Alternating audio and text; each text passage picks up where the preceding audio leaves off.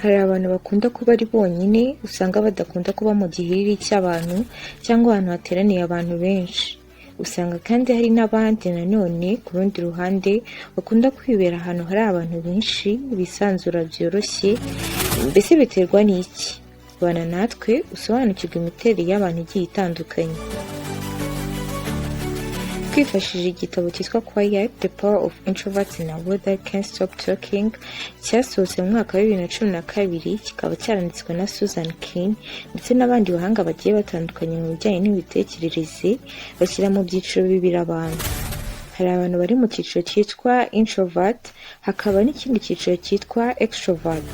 Buri muntu wese utuye kuri iyi si ashobora kwisanga muri kimwe muri ibi byiciro bibiri, uretse ko hari bake bashobora kwisanga muri ibi byiciro byombi.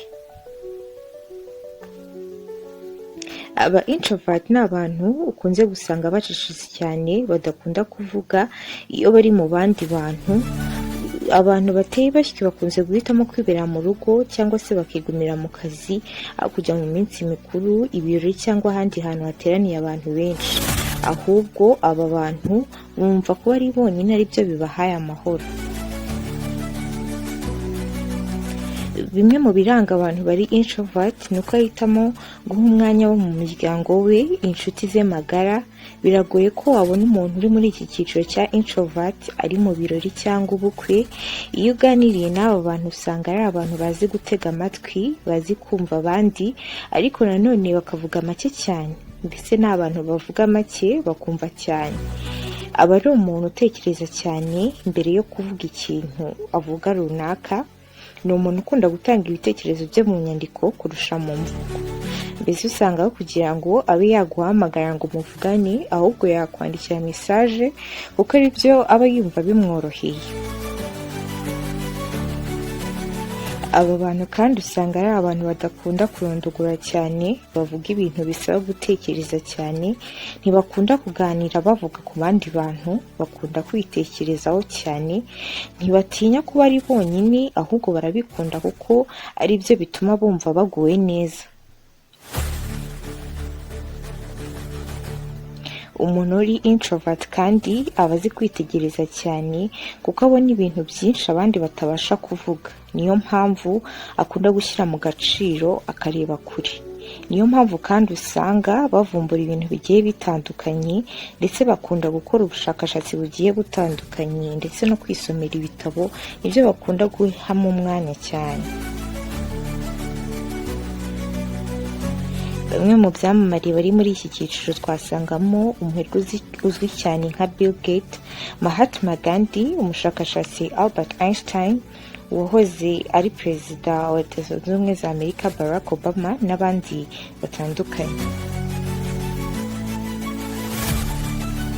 Aba introvert kandi bagira inshuti nke cyane, ariko ubucuti bwabo bukaba bukomeye. Mbese bavamo inshuti nziza cyane, usanga kenshi ari nabo bihitiramo inshuti. Inshuti ntabwo zijya zipfa kubahitamo. Introvert ntakunda kugira urwenya, iyo avuze ikintu aba agikomeje, yagitekerejeho bihagije kandi ntatinda kubishyira mu bikorwa. Agira amagambo make ariko afite ibisobanuro, ntajya apfa kubivugira ubusa. Bakunze guhimba ibintu bishya byihariye kandi bagakora isuzuma risesuye, batanga inama nziza, za nama zizewe. Ba introvert gukorera mu itsinda si ibintu byabo kuko birabananiza cyane, ndetse bikagabanya n'umusaruro w'ibikorwa byabo.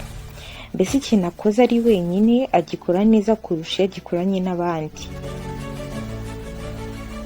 Nimba uri introvert, menya ko ari impano ikomeye, ndetse kugira umuntu udasanzwe.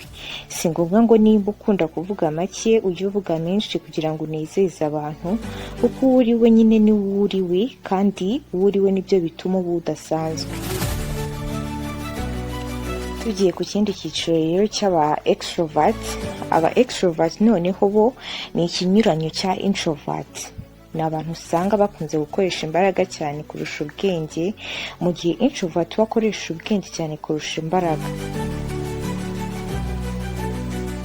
extrovert agira amagambo menshi kurusha ibikorwa, aravuga cyane mbese mu yandi magambo. Baba bazwi bakamenyekana. Ikintu gikunze kuranga umuntu uri extrovert ntabwo ari umuntu ukunze gutega amatwi. Icyo kikaba ari kimwe mu bintu bibaranga kitari cyiza, ndetse rimwe na rimwe bakunda guhubuka cyane. Hari igitabo cy'umusesenguzi witwa Carl Jung yavuze ko usanga abantu bari introvert imbaraga zabo ari imbere, zigakorera imbere muri bo. Amarangamutima yabo ni imbere, santima zabo ziri imbere, hanyuma extrovert we imbaraga zabo ziba ziri inyuma, amarangamutima yabo agaragara inyuma. Iyo arakayitse bigaragaza, yaba ababaye akayira, yewe yaba yishimye agaseka. Mu gihe introvert we iyo ababaye ushobora no kutabimenya. Mbese extrovert ni wa muntu ugaragara uko ari, byoroshye kumenya kandi ubaho ubuzima bwuzuye. Abantu rero baramukunda kuko atiyoberanya. Iyo uri extrovert ukundwa mu buryo bworoshye, ubwo kumenya byorohera buri wese, imyitwarire yabo usanga idahindagurika. Ba extrovert kandi barigaragaza cyane, icyo atekereje ahita akivugira aho ngaho ukahita ukimenya. Ariko introvert we ni abantu banariza buri kintu kimwe icyo ari cyo cyose, batekereza cyane, bikaba bigoye kuba wamumenya. Icyo yakunze n'icyo yanze ntiwabasha kukimenya. Aba extrovert kandi bishimira gukorera mu matsinda y'abantu benshi, ni abantu mbese bakunda ibintu by'ibirori, ahantu hateraniye abantu benshi, ubukwe, inama. Ariko mu gihe aba introvert bo bakunda kuba ari bonyine, mbese ari ba nyamwigendaho. Urukundo rw'aba extrovert rurangwa n'imitoma myinshi n'amagambo menshi, mu gihe ba introvert ari ibikorwa byinshi, amagambo make. Aba extrovert binjira mu rukundo vuba, ariko kwemeza umuntu uri introvert biratinda. Kugira ngo ube wamwemeza rwose bisaba imbaraga zidasanzwe. Aba extrovert baravuga cyane bakumva gake, ariko introvert we yumva cyane akavuga make. Aba extrovert ni abantu beza, bitagoye kubana nabo cyangwa no guhuza nabo kuko badakunze kwihishira. Kuvugana nabo bisaba ko wikiriza buri kanya, kandi bo birabagora gutega amatwi, ndetse ibi bikaba byabagunganisha n'aba introvert. Umuntu uri extrovert iyo agize ikibazo abantu bose barakimenya. Iyo ushaka kwegukana umuntu nk'uyu bisaba kumwubaha, ndetse ukanamutega amatwi, ukamuba hafi.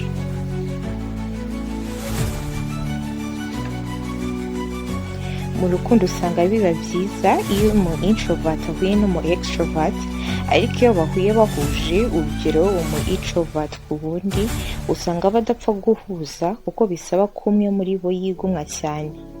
Uko mu rukundo bisaba ko nimba umwe avugira hejuru, undi avugira hasi agacisha bugufi. Bivuze ko nimba umwe ahuye n'undi, umwe akunda kuvuga, undi akunda kuvuga nawe, guhuza kwabo biba bitoroshye cyane, bisaba ko umwe acisha makeya rimwe na rimwe. Mbese iyo ari babiri bahuye bari mu cyiciro kimwe, bisaba ko umwe yigomwa agacisha make kugira ngo babashe guhuza. Ibyamamare bibarizwa muri iki cyiciro dusangamo Bill Clinton, Marie Antoinette, George Bush ndetse n'abandi bagiye batandukanye. Mbese wowe wari uduteze amatwi, wasanze wakibarira mu kihe cyiciro? Mwakoze kubana natwe mu Nkuru Media mu cyiciro cy'utuntu n'utundi, naho ubutaha.